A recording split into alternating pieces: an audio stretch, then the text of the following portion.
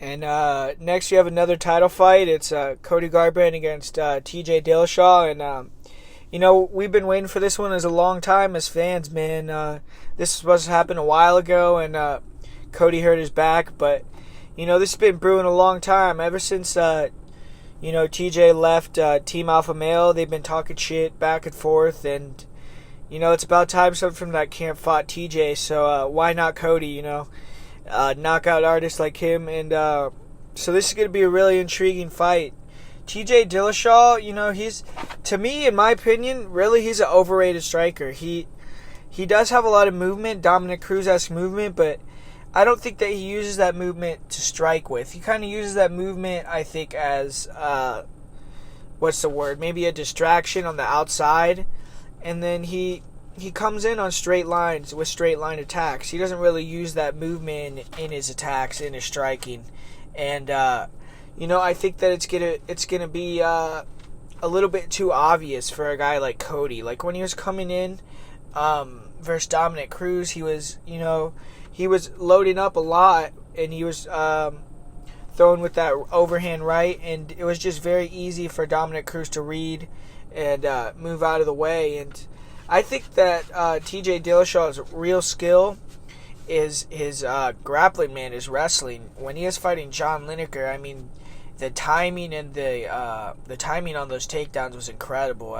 He was timing those takedowns, and once he had Lineker down, Lineker had nothing off his back, man. He couldn't move TJ at all. TJ was landing some big, huge elbows, and if that wasn't John Lineker, maybe someone else would have been knocked out, or finished by those elbows. But everyone knows John Lineker has a hell of a chin. But, like I said, on the feet, I do think TJ does have a lot of straight line attacks, and I do think that he's predictable at times. He does have a lot of variations with his kicks, but I do think he's predictable, and I think that Cody Garbrandt's going to be able to really exploit that. I think he's going to hit him with that right hand when TJ blitzes in, when TJ comes in to attack. And Cody really was had one of the most impressive performances in UFC history at his last fight against Dominic Cruz.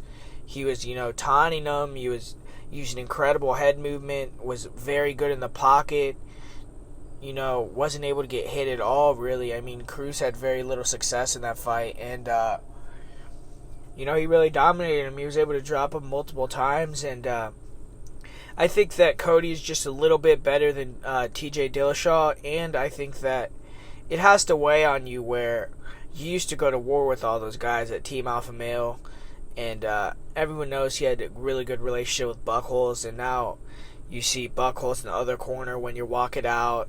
You see him there, like in the middle of the fight. It has to be a little bit weird for TJ, and I'm sure both camps. I'm sure Dwayne's looking at TJ Dillashaw and saying, you can't lose to this motherfucker. And I'm sure that